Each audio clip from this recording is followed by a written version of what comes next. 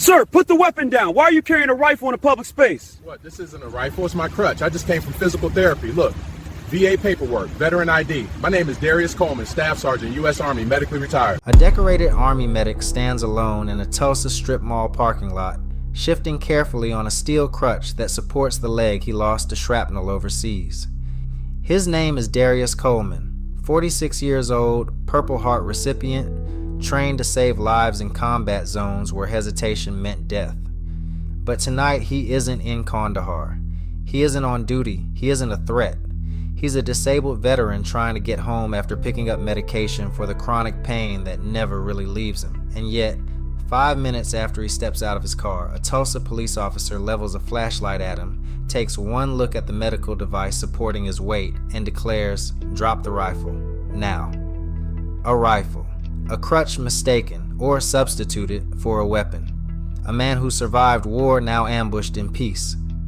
Before Darius can even process the accusation, commands begin firing like bullets. Sharp, unquestioned, final. Get on the ground. Don't point that thing at me. You're making this worse for yourself. Moments later, he is face down on cold pavement, gravel cutting into his palms, the pain in his injured leg igniting like a fuse. His crutch, his literal means of mobility, lies yards away, kicked aside like contraband. In that moment, his identity doesn't matter. Not his medals, not his service, not the surgeries that reshaped his body around sacrifice. He is not seen as a veteran. He is not seen as disabled. He is seen as armed. And that single misinterpretation, rooted not in evidence but in assumption, will cost the city of Tulsa $1.2 million and ignite a scandal no press team can bury. Because this was not just a mistake, it was a story waiting to be told, and the cameras were already rolling. Before asphalt turned into accusation, before a crutch became a crime, before Tulsa taxpayers became financially responsible for a narrative built on fear, there was Darius Coleman. Born and raised on the north side of Tulsa near the remnants of Black Wall Street, Darius grew up under the shadow of a legacy the city never fully reconciled. His father was a postal carrier who woke before sunrise, refusing shortcuts. His mother was an overworked CNA who stitched exhaustion into overtime paychecks.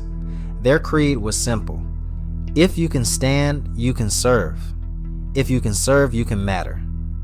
Darius took that creed literally. He enlisted at 18, trained as a combat medic, and deployed twice to Afghanistan. There he navigated the edge between life and death like a man born for triage. Tourniquets applied under fire, chest seals improvised from ration wrappers, morphine delivered while explosions rattled the world around him. He earned commendations for stabilizing wounded soldiers while enemy fire cracked overhead. He received a Purple Heart for a blast that killed 2 friends and left him with a leg that surgeons rebuilt with rods, screws, and compromise. He came home different, not broken, just reconstructed. Walking required help, running was out of the question. But discipline remained etched into him like scar tissue. He took biomedical night courses, participated in PTSD counseling, volunteered at shelters, spoke at high school assemblies about resilience. Neighbors described him as quiet dignity personified, polite, composed, a man who moved slowly because pain demanded it, not because fear controlled him. He didn't fit any profile of suspicion. He fit a profile of respect. Which is why what happened next wasn't merely wrong. Tulsa markets itself as reformed. New stadiums, clean sidewalks, corporate polish. But history is not architecture, it's muscle memory. And this city remembers things it refuses to confront. On a Friday night at 9:43 p.m., the parking lot outside Midtown Pharmacy was a stage without an audience. Sodium floodlights flickered overhead like faulty vigilance. Oil stains marbled the asphalt in black constellations. A distant subwoofer pulsed from a passing car, bass thick enough to vibrate ribs. The night carried the smell of rubber, dust, and late autumn chill. Darius stepped out of his aging silver Toyota Camry and leaned on his crutch with the practiced precision of someone who long ago stopped hoping pain would disappear. He adjusted the strap of the prescription bag. He winced. He breathed. He moved slowly because slow is all he had left. Across the lot, engine idling, sat Officer Darren Whitcomb, mid-40s, white, stocky, known inside the department as assertive, known outside it quietly as a man whose instincts often ran ahead of his evidence. From the vantage of his patrol SUV, Whitcomb watched Darius emerge from his vehicle. He didn't see the limp. He didn't see the prescription label. He didn't see the Purple Heart license plate bracket glinting under the lights. He saw an object in a man's hand and let imagination finish the portrait. Before we continue, where are you watching from? If this is your first time here, please hit that subscribe button. Stories like these need to be shared, and your support helps us bring more truth to light. It didn't matter that the crutch had visible rubber grips and support screws, that it gleamed like medical equipment rather than matte black alloy. It mattered only that Whitcomb decided what it was before verifying it. He leaned toward his dash radio, his voice calm, unhurried, disturbingly certain. "Dispatch, individual with what appears to be a long gun in the open. I'm making contact." There was no long gun, no weapon, just a disabled veteran holding on to the only device that let him stand upright. But in Tulsa, perception doesn't need validation. It just needs authority. And authority doesn't need the truth. It needs obedience. Whitcomb stepped out of the SUV, hand grazing his holster, posture widening, adrenaline igniting a script he'd rehearsed 100 times. Approach, command, control, comply, or escalate. But Darius wasn't a threat. He was a patient, a survivor, a man misidentified by someone trained not to misidentify. In 6 minutes, the situation would become irreversible. In 12, humiliating. In 21, catastrophic. Tulsa hadn't yet realized it was about to pay for a mistake it didn't even know it made, but the meter was already running. The moment Officer Darren Whitcomb stepped out of his SUV, the night changed shape. His boots struck pavement with the measured confidence of a man who believed he was walking into danger, not because danger existed, but because he needed it to. His flashlight sliced through the dimness, a white cone of accusation searching for justification. Darius Coleman stood beside his Camry, shifting his weight, trying to relieve pressure from his rebuilt leg. He didn't see Whitcomb approach. He didn't hear footsteps over the wind and the distant hum of traffic.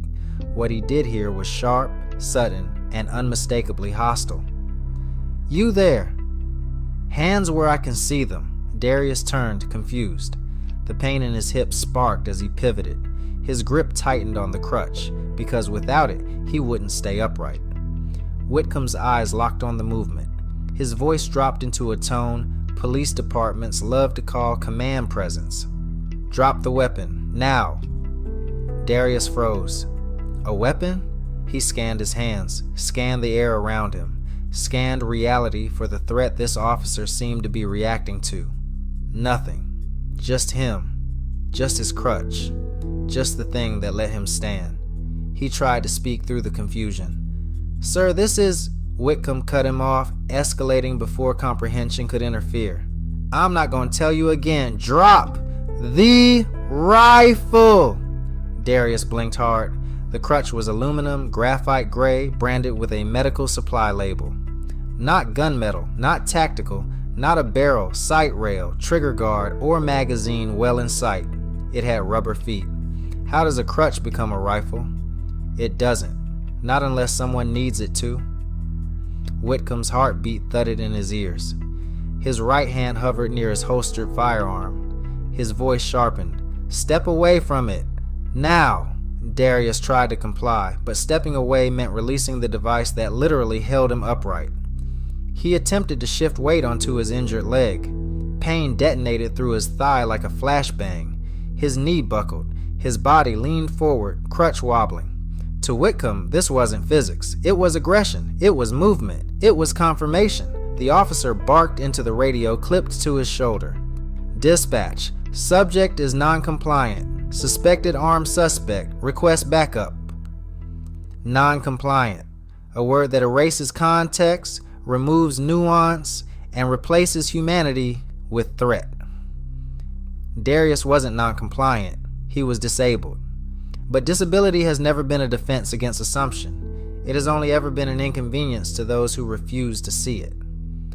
Whitcomb drew his weapon. The knight held its breath, and the crutch, the thing meant to help Darius stand, became the very reason he was forced to the ground. Blue strobes flashed across the asphalt before Darius even understood he was under arrest. A second patrol cruiser screeched into the lot, then a third. Within 90 seconds, 3 officers emerged, forming a semicircle around a man still trying to comprehend why this was happening. The lead backup officer, Sergeant Klein, stepped forward, broad shoulders, clipped tone, the kind of posture that assumed control simply by existing. He assessed the scene with a glance. Whitcomb pointed. He's armed. Long rifle. Won't drop it. Klein didn't look at the object. He didn't ask questions. His gaze skipped evidence and landed squarely on adrenaline. Authority is easier when doubt is optional. Klein barked, "Sir, you are being given a lawful order. Drop your weapon." Darius tried again, voice cracking under disbelief. "It's not a weapon, it's a crutch. I can't." Whitcomb fired back, voice rising. "Stop resisting commands." Resisting. Another word that changes meaning depending on who defines it. Darius wasn't resisting. He was explaining. He wasn't defiant. He was disabled. But language, once weaponized, doesn't need accuracy. It just needs repetition. Klein nodded to the third officer, a younger cop named Harrigan, whose hand hovered nervously near his taser. "On my mark." Darius raised his free hand, palm open, unarmed, pleading, human. "Please, listen, my leg." His voice trembled. Not with aggression, with pain, with disbelief, with fear that no amount of training prepared him for. Whitcomb interpreted the tremor differently. "He's reaching. He's gonna shoot." He wasn't. He couldn't. He was holding himself upright with a device purchased from a medical supplier, approved by the VA, reimbursed by the government that now watched him be criminalized for using it. Klein made the call. "Take him down." Time collapsed. Weight slammed into him, arms twisted behind his back. His crutch clattered against pavement, scraping sparks as it was kicked out of reach. His cheek pressed into asphalt. A scream tore from his throat, not defiance. Pain, searing, electric, primal pain. Something inside his reconstructed leg shifted. A bolt of agony shooting up through bone made fragile by war and made vulnerable by ignorance. Someone kneeled on his back. Someone wrenched his arms. Someone shouted, "Stop resisting!" But Darius wasn't resisting. He was breaking. It should have ended there with humiliation, injury, and another invisible scar no one could tally. But this night had a witness, 2 of them. First was Darius's crutch, the supposed rifle which now lay on the pavement under full floodlight, rubber foot, hollow aluminum tube, adjustable pins, manufacturer sticker intact, Tulsa Orthopedic Mobility Co. There was no scope, no barrel, no stock, no magazine. There was nothing remotely weapon-like unless one was committed to seeing threat where none existed. Whitcomb stared at it, jaw tight, eyes flickering with something dangerously close to recognition. Then came the second witness, a teenager in a hoodie sitting in an idling sedan 20 feet away, phone raised, camera recording from the moment Whitcomb drew his weapon. His voice was audible on the footage. "Bro, that's not a gun, that's a crutch." Another voice, his friend in the passenger seat, added, "He's limping. How the hell he gonna shoot someone when he can barely stand?" Their commentary wasn't activism, it was clarity. The truth was undeniable now. Officer Whitcomb's face shifted. Not remorse, not apology, but something more brittle. Fear of exposure. Klein swallowed hard. Harrigan stepped back. Silence spread like oil across the asphalt. For the first time, the officers truly looked, not at a silhouette, not at an assumption, but at a man broken in half by their certainty. And then came the words that shifted the night into history. I served in the U.S. Army. This is my mobility aid. You just assaulted a disabled veteran. Darius didn't shout it. He didn't need to. Truth doesn't need volume. It needs witness. And tonight, truth had both. Whitcomb inhaled sharply. His pupils shrank. His certainty evaporated. For the first time, the power did not belong to him. It belonged to evidence, to pain, to a camera that did not lie. The Bodycam recording continues in the dim parking lot, its lens fixed on Darius Coleman, a mid-40s black veteran leaning against his sedan. The air is still, broken only by distant highway noise and the occasional sweep of headlights across the asphalt. What began as a simple encounter has shifted into something tense and irrational. The officer stands a few feet away, posture rigid, breathing slightly uneven. His hand hovers near his holster, not drawn, not threatened, but close enough to communicate suspicion. The camera captures every micro expression on Darius's face. Confusion tightening his brow, disbelief etched into his stare, the exhaustion of someone who has been misunderstood far too many times. Darius lifts his crutch just enough to emphasize what it is. A medical aid, rubber-footed and worn from use. The gesture is harmless, yet the officer interprets it differently. His stance hardens, shoulders stiffening as if bracing for a danger that does not exist. The camera records the widening disconnect, a mundane object seen through two incompatible realities. The officer radios in for backup, describing what he believes is a rifle. The call is calm but unwavering, as though routine protocol is now locked in motion. Darius's expression falls into something quieter, heavier, less indignation, more resignation. He retrieves his VA identification, holding it out with a trembling hand, not to challenge authority, but to appeal to reason. The badge of his service lands with no visible impact. The light of the officer's flashlight trembles, not from aggression, but from nerves and assumption, painting Darius in stark, uneven illumination. The veteran stands motionless, his body language a mixture of disbelief and inevitability, as though he already senses how far this misunderstanding might go. In the distance, sirens fade into audibility, growing closer with every passing second. The officer shifts his stance, widening his footing, preparing not for what is happening, but for what he believes is happening. The divergence between perception and reality becomes complete. The screen darkens, the scene unresolved. A simple misunderstanding has become a moment that will alter the course of a city. The consequences are no longer in question, only how far they will go.